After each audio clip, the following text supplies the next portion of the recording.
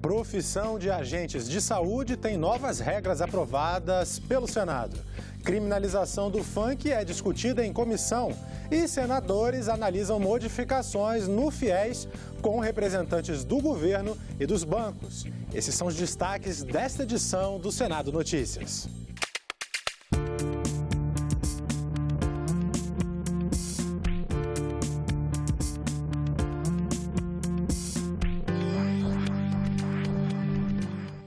Olá, muito bom dia.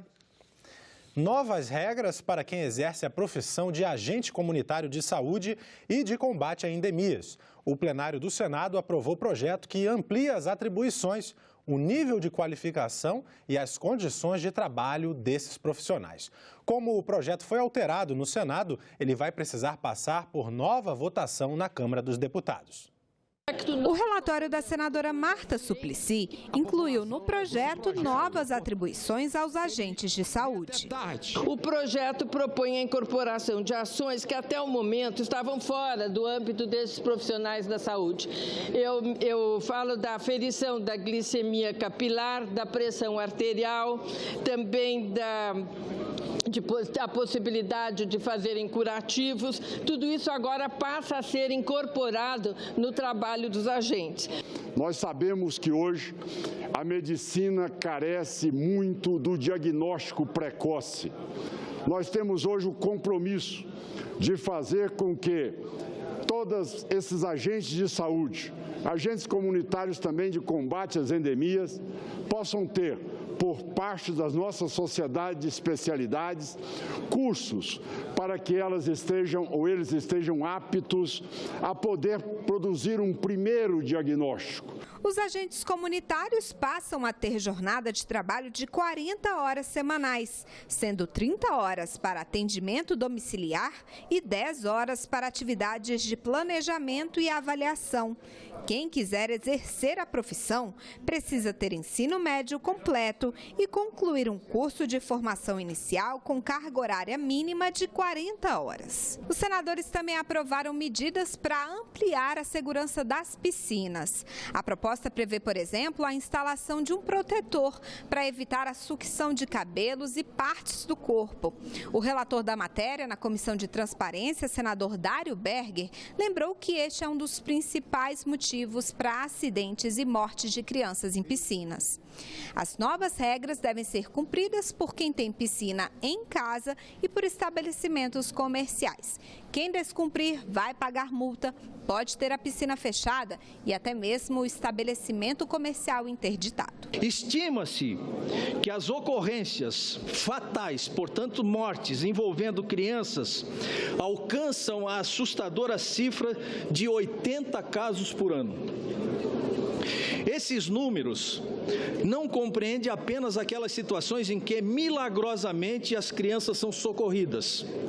Nesses casos, infelizmente, em razão da gravidade das lesões, as vítimas e seus familiares são condenados a uma vida de restrições, sofrimentos, em razão das sequelas irreversíveis que lhes são privados em função dessa exigência não digna.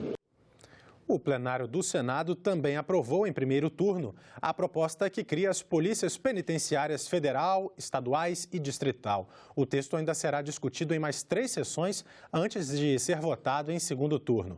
A proposta define que a polícia penitenciária é aquela responsável pela segurança de presídios e pela escolta dos presos. O plenário autorizou o estado do Ceará a fazer empréstimo de 123 milhões de dólares com o Banco Interamericano de Desenvolvimento, o BID. O valor será destinado ao Programa de Expansão e Melhoria da Assistência à Saúde, que prevê construção de novas instalações de atendimento e mais investimentos na formação de profissionais. A despeito de opiniões políticas e eventuais divergências, todos os representantes do povo devem, no meu entendimento, se unir a favor de um bem maior. É o que espera toda a sociedade brasileira, mas é o que espera fundamentalmente a sociedade cearense. E este é o meu compromisso com a população do meu querido Ceará. Algumas empresas não pagam os impostos devidos para diminuir os seus custos, o que gera concorrência desleal, além de aumentar o rombo nos cofres públicos. É o chamado devedor contumaz, um dos grandes problemas também da Previdência. Nesta quinta-feira, a CPI, que analisa as contas das aposentadorias, debate esse tema em São Paulo. E aí os números são assustadores, né? Só a apropriação indébita, aquele que tira do trabalhador e não repassa para a Previdência, é 30 bi por ano. Se pegar a dívida acumulada dos últimos 20 anos, se você cobrasse como teria que ser, com juro, correção, com multas, aqueles que não pagam, você vai chegar a quase, por incrível que pareça, eu falo mais de 2 tri. Já um promotor de São Paulo, Paulo Penteado, ele diz que pode botar o dobro. Veja bem que ponto podemos chegar. E nós de lá devemos sair com propostas para mexer, inclusive, no Código Penal, no sentido de ir para cima daqueles que estão, de uma forma ou de outra, eu diria, assaltando os cofres da Previdência. E durante a manhã, várias atividades vão ocorrer aqui no Senado. Vamos conferir agora a agenda das comissões para esta quinta-feira. Daqui a pouco, às 9 horas, a Comissão de Assuntos Sociais tem debate em audiência pública. Será a inclusão na tabela do SUS do equipamento laringe eletrônica, utilizado nos casos de laringectomia total, a cirurgia em que toda a laringe é retirada. Às 9 horas, a Comissão de Relações Exteriores sabatina o diplomata André Luiz Azevedo dos Santos, indicado para a Embaixada Brasileira na República do Congo. Depois, examina a pauta de projetos e um deles define competência para o julgamento dos crimes dolosos contra a vida cometidos por militares. Também, às 9 horas, a Comissão Senado do Futuro discute o tema da energia solar como vetor de desenvolvimento social. E 2 comissões de inquérito têm reunião hoje pela manhã. Às 9 horas, a CPI da Previdência faz audiência pública para ouvir especialistas no tema. Entre eles, auditores, juízes e representantes de trabalhadores. E às 10h30, a CPI dos maus-tratos contra crianças e adolescentes se reúne para examinar requerimentos. E o funk deve ser considerado crime?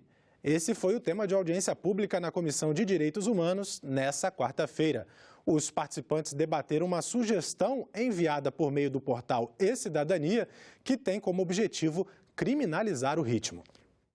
A audiência pública foi solicitada pelo senador Romário, relator da sugestão legislativa enviada pelo paulista Marcelo Alonso por meio do portal E-Cidadania. A sugestão recebeu mais de 20 mil apoios em 4 meses, condição necessária para que o texto seja analisado pela Comissão de Direitos Humanos. Se for aprovada pelo colegiado, passa a tramitar normalmente como um projeto de lei. A sugestão não detalha como seria feita essa criminalização do funk, o que seria proibido, quem seria punido e como seria a punição. Mas define o ritmo musical como falsa cultura e diz que o funk faz apologia a crimes como tráfico de drogas, estupro, exploração sexual e pedofilia. Apesar de ter mais de 20 mil apoios, nenhum dos convidados para defender a proposta aceitou o convite para participar da audiência pública, nem o autor da sugestão. Infelizmente não consegui nenhuma pessoa para compor nossa mesa. Qual seria o motivo? Medo de expor algo que redigiram ou seria por não terem convicção de que a proposta que apresentaram é sensata? O relator lembrou que, assim como o funk, outros ritmos e manifestações surgidas da comunidade negra, como o samba, o rap e a capoeira, também já foram perseguidos e disse que já existem leis para punir os crimes que são atribuídos ao funk. Lembro que há um século os sambistas e a cultura do samba, hoje um patrimônio prezado por todos os brasileiros, eram perseguidos sob o pretexto de vadiagem. Nós só não podemos bater palma para apologia ao crime. E apologia ao crime se faz todos os dias, em todos os lugares. Para essa antropóloga, a proposta de criminalizar o funk tenta desviar o foco dos problemas sociais. O que procura se fazer com essa criminalização do funk é justamente fugir à responsabilidade social. O representante da Secretaria Nacional de Juventude afirmou que as letras das músicas apenas refletem a realidade. sociedade. O funk é um reflexo da sociedade formado pela televisão, por exemplo. São jovens que estão fora da escola e do trabalho. Não é o ritmo, não é nada disso que desencaminha a pessoa, né? Você tendo uma boa criação, né? O caráter não tem gênero, o caráter não tem som, não tem nada, né? O MC Coringa destacou que o funk foi um sonho que ele conseguiu realizar. Será que seria justo a gente criminalizar o sonho das pessoas que não têm ao seu alcance, né, aquilo que ela tanto tem vontade? O funk é som de preto, de favelado, mas quando toca ninguém fica parado. A comissão que analisa a medida provisória 785, que altera o FIES, Fundo de Financiamento Estudantil, promoveu audiência pública nesta quarta-feira com representantes do governo e do setor financeiro. Segundo o representante da FEBRABAN, com a medida provisória 785, será possível formatar um modelo de financiamento privado mais abrangente para a educação superior no Brasil. A FEBRABAN apoia a iniciativa do Ministério da Educação em rever essas condições do atual financiamento estudantil. Existe atualmente a oportunidade de auxiliar o Ministério da Educação em construir um financiamento de modelo privado inscrito dentro da MP 785, contando com recursos de fundos constitucionais e do BNDES, no intuito de aumentar o escopo dos financiamentos atualmente existentes. Nos referimos aqui à modalidade de financiamento denominada FIES 3, que possibilitará às instituições financeiras oferecerem um financiamento à taxa subsidiada aos alunos. Mário Ribeiro, do Ministério da Integração Nacional, afirma que a medida provisória está de acordo com o espírito de responsabilidade fiscal exigido pela condução do orçamento público. E agora, como instrumento principal, um orçamento sério, um orçamento equilibrado com a PEC do teto que temos aí, e o financiamento feito com diminuição de calote, porque o Estado bancava os 32 bi de déficit. O representante do BNDES explicou a participação do banco no financiamento estudantil no país e forneceu números para apoiar a medida provisória. O BNDES se encaixa dentro da proposta, né, dentro do lançamento que foi feito pelo ministro da Educação, na modalidade 3. Ela tem como objetivo atingir 60 mil vagas ano, né, com uma possibilidade de acréscimo de 20 mil vagas ainda.